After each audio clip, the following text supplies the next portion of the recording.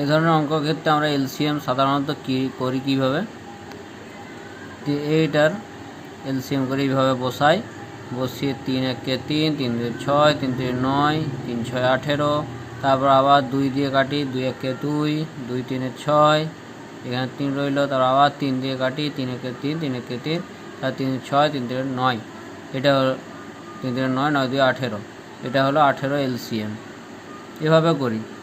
কিন্তু আমরা পরীক্ষার খাতাতে মানে কম্পিটিটিভ এক্সামের ক্ষেত্রে আমরা এইভাবে করাটা অ্যাভয়েড করব।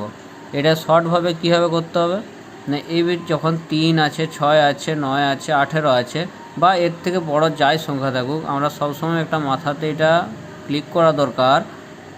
এখানে কত আছে 6, তার মানে 3 গণিত 2, তাহলে আমরা কি পেলাম 3 পেয়ে গেলাম। আবার 6-এর জন্য 3 গণিত 2, 6 পেয়ে গেলাম এলসিএম।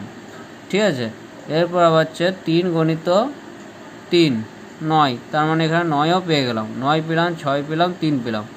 এরপর 18টা দরকার, 3 6, 6 3 18, আরে বাস 18ও তো পেয়ে গেলাম, তাহলে এলসিএম আমাদের 18। এবারে এটা চোখের পলকে 18, এটা মনে মনেই ধরে নিতে হবে যে এটা 18 এলসিএম হবে।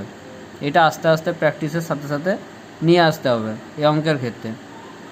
এইবারে এই অঙ্কটা কীভাবে হবে, 18 যুক্ত মনে মনে করে নিতে হবে 3 6 18, 6 3 18, 9 2 18, 18 1 18, এভাবে 29-এর ঘর পর্যন্ত নামতাগুলি মুখস্থ আস্তে আস্তে করে ফেলতে হবে।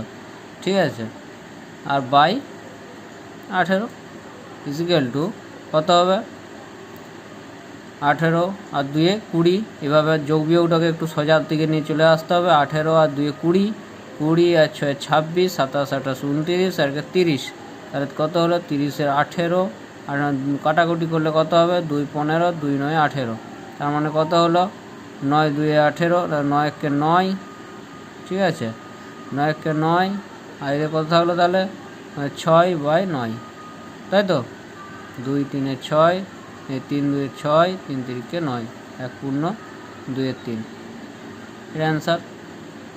Thank you.